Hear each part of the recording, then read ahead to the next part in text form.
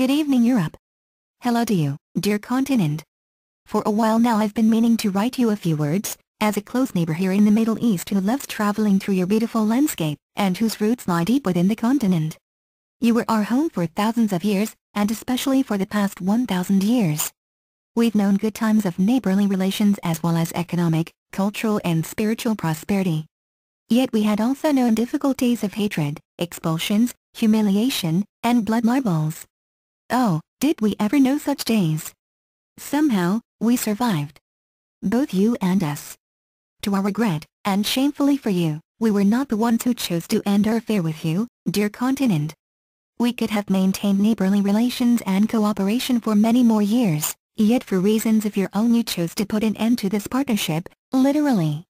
The plan was formulated on your soil, the camps were built there and the trains traveled there. The graves were dug on your soil, flowed to your rivers.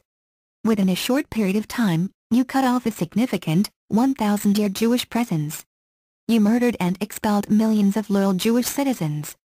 You eliminated not only them, but also all their contributions to the culture, economy, art, humanities, academics, literature, medicine, education, commerce, banking, and life in general. I've been meaning to write you for a long time, yet it hasn't worked out. However, this week, after seeing two things, I decided that I must say a few words. First, I saw reports drafted by all sorts of demography and sociology experts, who claim that within a few years, Europe, will be turning Muslim. In some European states, 50% of all births at this time already are Muslim. If we add this to the low birth rates of non-Muslim European, or the white, Christian Europe, shall turn into a Muslim continent.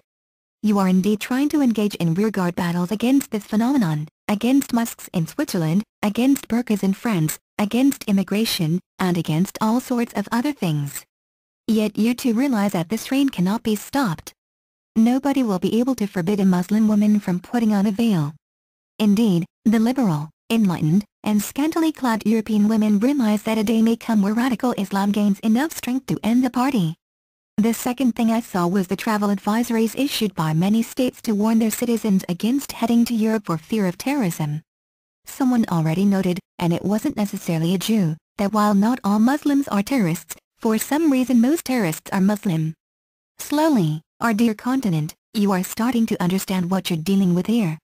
You are starting to understand the kind of religion and culture brought along by radical Islam.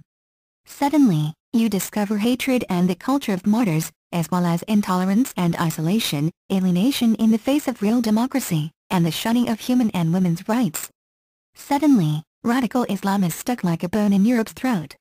You cannot eject it, because that would immediately raise cries of racism, human rights, and the usual babble, but you cannot swallow it either, because the white, democratic, liberal and Christian European culture cannot contain such radical cultural and religious elements. It will end with a major explosion, in more than one way. Dear continent, there is no vacuum in the world. You expelled and exterminated us, and got the Muslim world instead. At first it was nice, getting a little Mideastern atmosphere and breeze, yet with the passage of time the radical Islamic storm arrived and now threatens to sweep you away, our dear neighbor. Now you are starting to sleep in the bed you made. Suddenly you are discovering women wearing veils, zealous eyes, and mosques at every corner.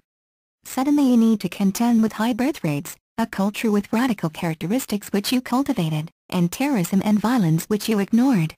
You cannot deny this for much longer. The confrontation is already here. Unfortunately we are already experts on the issue, even though here too there is no shortage of naive, self-righteous individuals. The first time the Creator decided to raise the world as a result of our conduct, He agreed to grant humanity another chance. He asked Noah to go into the ark in order to create a new basis for the world and produce a more decent humanity. The ark was the world's chance. A momentary shelter. So dear Europe, will you be wise enough to prepare ahead of time a physical and cultural Noah's ark in order to survive and preserve yourself? Or will your aggressiveness, arrogance, and hypocrisy not allow you to admit to the disaster you brought upon yourself, turning into a continent living on borrowed time? Regards, your Jewish neighbor from the Middle East.